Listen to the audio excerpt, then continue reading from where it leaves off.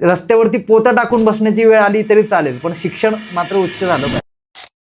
उच्च शिक्षण घेतल्यानंतर जर तुम्ही व्यवसायात आले तर त्या व्यवसायाला, त्या शिल्पाला काहीतरी किंमत असणार आहे. उगीच तुम्ही परंपरागत व्यवसाय करताय आणि अशिक्षित आहात तर तुमच्याकडे बघण्याचा दृष्टिकोन हा जगाचा वेगळा असतो. आज MBA झाल्यानंतर हातात छन्नी हातोडी घेतली, त्याच्यानंतर त्या लोकांचा पाहण्याचा जो दृष्टिकोन आहे तो बदलला गेला. त्यामुळे अनेक संधी मिळत गेल्या. इंडियन रिअल आर्टची स्थापना करण्याचं कारण असं होतं की परंपरागत जो व्यवसाय आहे त्या व्यवसायाला कुठेतरी एक अजून स्थिरता द्यायची, हा त्याच्या मागचा उद्देश होता. बाबा माझे 2011 साली वारले. अनेकांनी त्यावेळी मी जस्ट माझं MBA कम्प्लीट झालं होतं, 21 वर्षाचं होतं मी. अनेकांनी सांगितलं की त्या दगडात काय राम राहिला नाहीये. क्या बात आहे, दगडात राम राहिला दगडात नाही. राम राहिला नाहीये, तू एक काय मार्गाला जाऊ नको.